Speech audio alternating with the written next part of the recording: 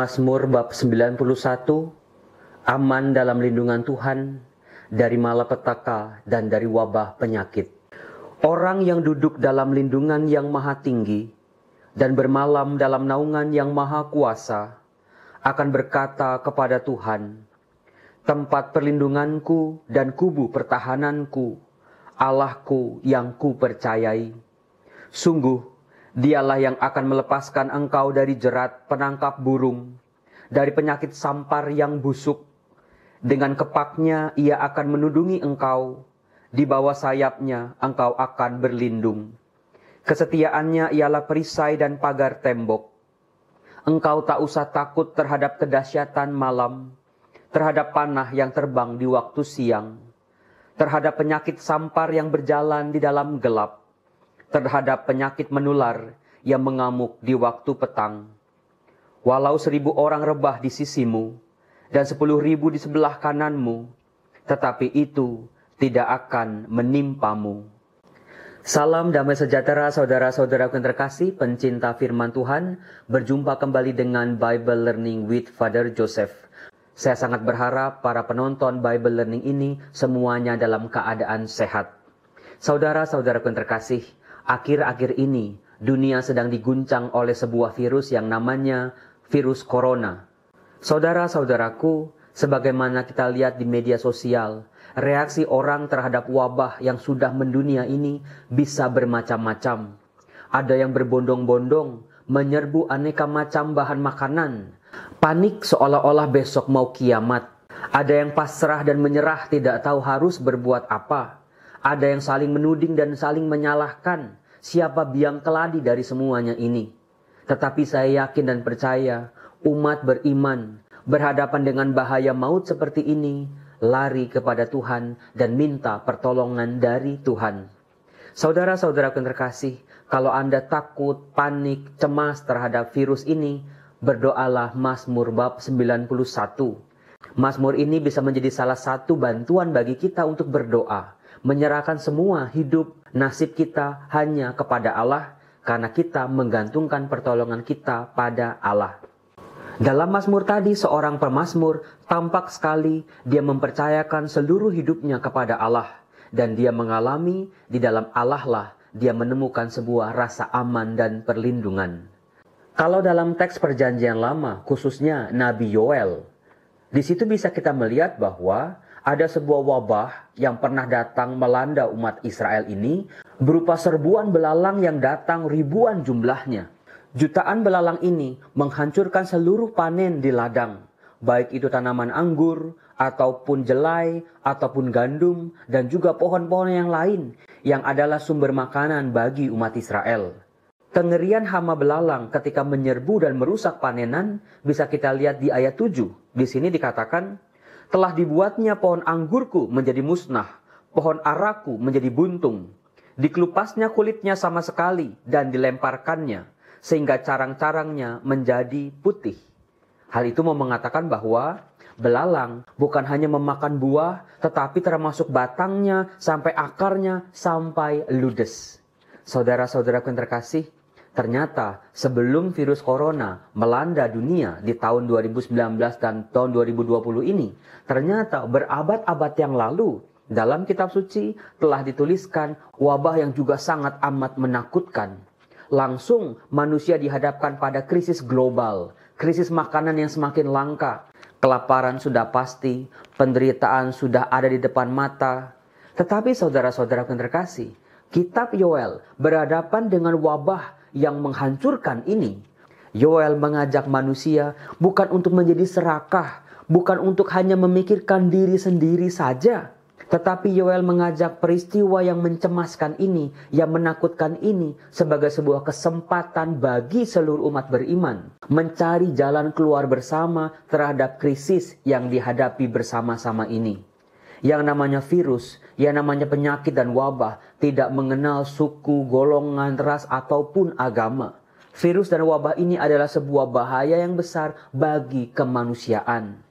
Jangan sampai virus ini bukan hanya memusnahkan hidup manusia, tetapi membuat manusia kehilangan kemanusiaannya. Sudah saatnya bagi kita untuk mempererat kemanusiaan kita. saling membantu, saling peduli, saling melindungi, saling menolong. Itulah yang namanya kemanusiaan yang pasti diajarkan oleh semua agama. Saudara-saudara yang terkasih, ada satu teks dalam Perjanjian Baru dalam ajaran Yesus. Bagaimana seseorang tidak boleh hanya memikirkan nasibnya sendiri saja. Mudah-mudahan teks ini bisa sangat membantu bagi kita untuk menemukan jawaban apa yang harus kita lakukan ketika musibah ini ada di depan mata kita. Teks yang saya maksud adalah Lukas bab 12 ayat 16 sampai 20. Saya akan membacakannya sambil Anda mencoba menebak-nebak apa yang akan saya maksud.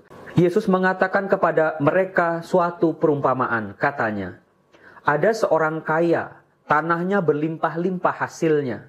Ia bertanya dalam hatinya, 'Apakah yang harus aku perbuat? Sebab aku tidak mempunyai tempat di mana aku dapat menyimpan hasil tanahku.' Lalu katanya, 'Inilah yang akan aku perbuat.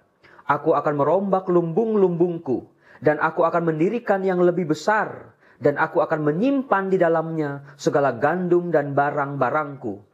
Sesudah itu, aku akan berkata kepada jiwaku, jiwaku, ada padamu banyak barang, tertimbun untuk bertahun-tahun lamanya. Beristirahatlah, makanlah, minumlah, dan bersenang-senanglah.' Tetapi firman Allah kepadanya, 'Hai engkau orang bodoh, pada malam ini juga jiwamu akan diambil daripadamu. Dan apa yang telah kau sediakan, untuk siapakah itu nanti?' Demikianlah jadinya dengan orang yang mengumpulkan harta bagi dirinya sendiri, jikalau ia tidak kaya di hadapan Allah." Anda pasti sudah bisa menebak, berhadapan dengan virus corona, sikap-sikap dan reaksi-reaksi mana yang sedang saya bicarakan ini. Berhadapan dengan bahaya yang menyangkut hidup manusia. Jangan sampai kita berpikir bahwa seolah-olah hidup kita yang paling berharga, sementara hidup orang lain kurang berharga atau tidak berharga sama sekali. Memborong makanan secara berlebih-lebihan di supermarket, di situ tampak sekali manusia kehilangan kemanusiaannya. Karena dia hanya memikirkan dirinya sendiri, hidupnya sendiri sebagai sesuatu yang berharga, tetapi tidak memikirkan orang lain. Bahkan sebuah kepedihan bagi kemanusiaan bila banyak orang malah bermain mencari keuntungan di tengah-tengah wabah masyarakat ini. Kita sebagai orang beriman, hendaklah kita juga bisa peka terhadap hidup orang lain, saling menolong, saling berbagi, saling bergandengan tangan untuk mencari sebuah solusi. Bagi saya, masa Prapaskah tahun ini menjadi istimewa karena seluruh umat beriman dimanapun mereka berhadapan dengan masalah yang sama, keprihatinan yang sama. Disitulah peran orang beriman, umat Kristiani, untuk menjadi komunitas yang berbeda dari dunia ini.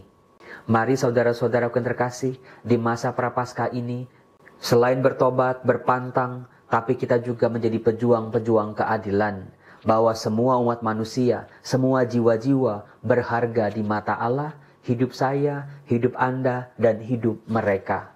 Mari saya ajak kita semua untuk berdoa.